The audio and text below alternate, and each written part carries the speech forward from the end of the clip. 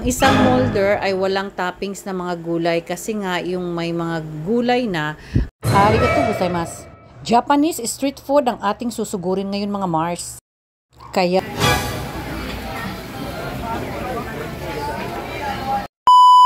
arigato gozaimasu.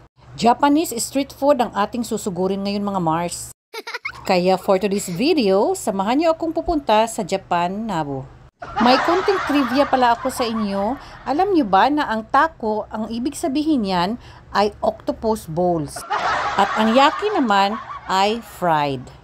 Very simple recipe lang talaga ang takoyaki mga Mars. Or sabihin na lang natin na pinasimpleng takoyaki.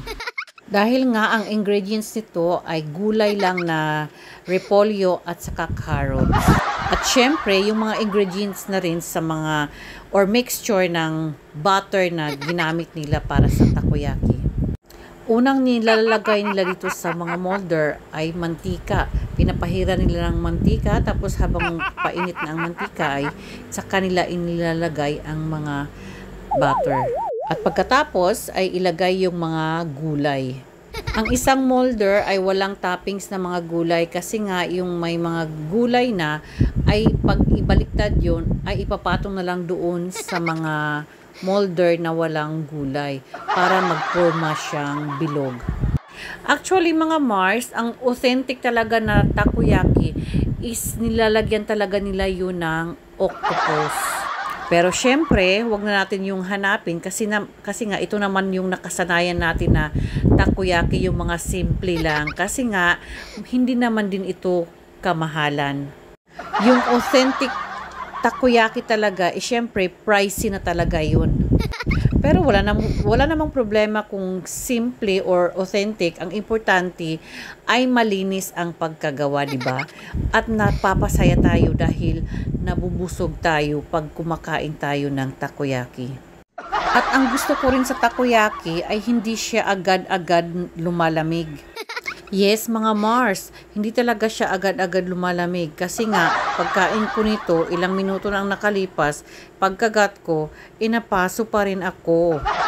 Pero kahit nagkapaso-paso na ang dila ko, ba't ba ganun? Parang mas lalo akong naa-addict sa pagkain ng takoyaki. Kaya dapat pala, pagbigay sa iyo ng order mo, is hiwain mo siya sa gitna para makalabas yung init niya. O diba, mas mabuti pa ang init ng takoyaki tumatagal. Kaysa sa iba dyan, mainit lang sa umpisa. Paglingon mo, malamig na.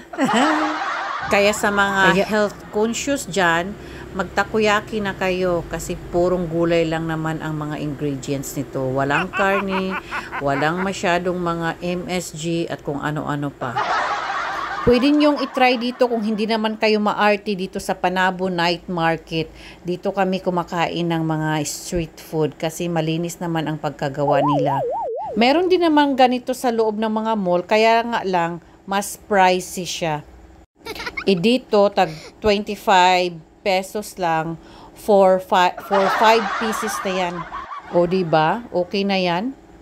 Kung wala ka namang kaartihan sa katawan, go ka na dito sa kainan na napapamura ka, di ba? Ang importante naman dyan is na i-enjoy at nabubusog tayo sa in-order natin pagkain. Kaya kain na po tayo!